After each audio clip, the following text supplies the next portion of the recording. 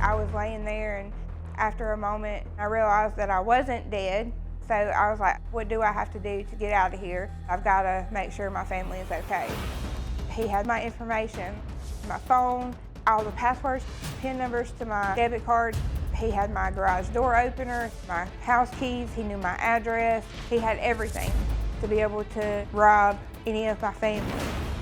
I couldn't stand up because I was hit on my left leg, and after crawling for a minute, I found a tree that I was able to pull up on. I started walking to the apartment complex, and I knocked on the first and second doors with no luck. Knocked on the third door, said, ma'am, I've been shot, will you please call 911? And she sees that I'm covered in blood. I told her, if I don't make it, will you please let my family know I love them? The police got there next. I told the police that I was shot 3 times because I heard 3 shots. And the paramedics were like, well, you have 7 bullet holes, so you've been shot 7 times. I have severe PTSD from the situation.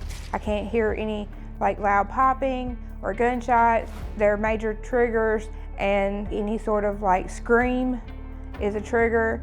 It just literally feels like I'm back in the woods, and I'm very scared to get back out there. Were you shocked when you found out you had 7 bullet holes? After the third one, I was temporarily deaf, and I didn't hear anything else. And it wasn't until I heard the lady's voice that I was actually able to hear again. So you get to this woman and tell her what happened, and she calls for help, right?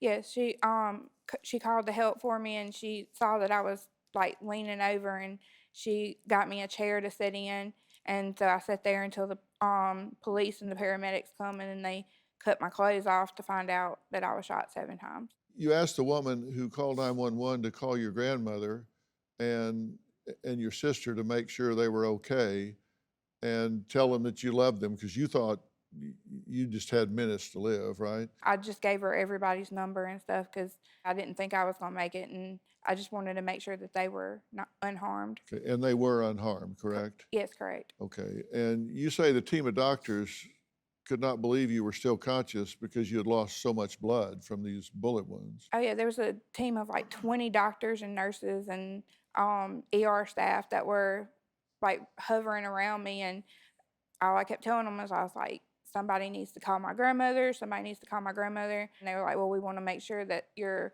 injuries are not severe. And I was like, okay, so I don't care what lie you have to tell her. I don't care if you tell her I split my toe open and I'm in the ER, she's going to come up here. And that's what I want her to do. I want her to leave my house because he has my address and he has all of my information, and I don't want that psycho coming to my house.